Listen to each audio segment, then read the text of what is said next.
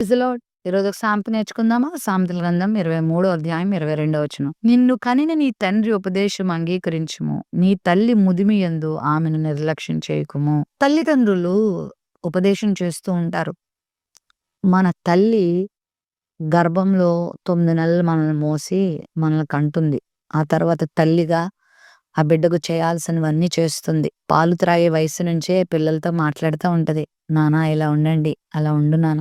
నాన్న నువ్వు ఇలా ఉండాలి, నాన్న ఇలా చెయ్యాలి అని చక్కని ఉపదేశాన్ని తల్లి ఇస్తూ ఉంటుంది. మరి నీ తల్లి నీకు మంచి ఉపదేశం ఇస్తున్నప్పుడు నువ్వు త్రోసివేయొద్దు. చాలా మంది తల్లులు మంచి ఉపదేశం ఇస్తారు. ఎక్కడో ఒకళ్ళో ఇద్దరో ఉంటారు చెడ్డ ఉపదేశం ఇచ్చేవాళ్ళు. ఎందుకంటే వారు చెడ్డవారై ఉండి పిల్లల్ని కూడా అదే మార్గంలో నడిపించేవాళ్ళు ఉంటారు. బైబిల్‌లో ఉన్నారు కొంతమంది అతల్య, యెజెబెలు ఇలాంటి వాళ్ళు. అయితే చక్కని తల్లి నీ భవిష్యత్తును చక్కగా నిర్మించాలని కోరుకునే తల్లి.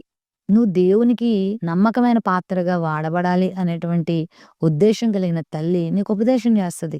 విను, దానికి లోబడు, త్రోసివేయొద్దు. మా అమ్మ ఎప్పుడు ఇలాగ చెప్తది, మా అమ్మ మాట నేను వినేదేంటి, మా నాన్న మాట నేను వినేదేంటి అని ఎప్పుడు అనుకోవద్దు. భక్తి కలిగిన తల్లిదండ్రులు, ప్రార్థించే తల్లిదండ్రులు, నీతిని యథార్థతను చేపట్టిన తల్లిదండ్రులు నీకున్నప్పుడు వాళ్ళు చెప్పే బోధను త్రోసివేయొద్దు, లోబడు. ముదిమి యందు నీ తల్లిని నిర్లక్ష్యం చేయొద్దని కూడా ఇక్కడ మనం వింటున్నాం. చాలా మంది తల్లిదండ్రులకు అన్నీ ఉన్నప్పుడు వాళ్ళ నుంచి అన్నీ రాబట్టుకుంటారు. వారు బలాన్ని వాడుకుంటారు, వారు ధనాన్ని వాడుకుంటారు, వారికున్న ఆస్తిపాస్తులన్నిటినీ చేజిక్కించుకుంటారు. వారు ముదిమికి వచ్చినప్పుడు అంటే వృద్ధాప్యంలోకి వచ్చినప్పుడు వారు నిర్లక్ష్యం చేస్తారు. అస్సలు అలా చేయొద్దు. వృద్ధాప్యంలో వారిని సంతోషపరచు. వారు వెళ్ళిపోయే టైం, ఈ ప్రపంచాన్ని వాళ్ళు వదిలిపెట్టే ఆ సమయంను ఆనందంగా గడపనిద్దాం, సంతోషింపని. వారికి ఏం కావాలో వారి అవసరాలేంటో తీర్చు.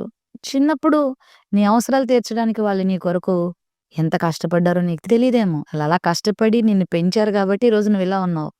మరి వారు వృద్ధాప్యంలో ఉన్నప్పుడు నువ్వెందుకు నిర్లక్ష్యం చేస్తున్నావు? ఒకవేళ పిల్లలు లేని తల్లిదండ్రుల సంగతి ఏమో కానీ, ఒకవేళ నువ్వు తల్లిని తండ్రిని గనక కలిగుంటే దయచేసి వారిని నిర్లక్ష్యం చేయొద్దు.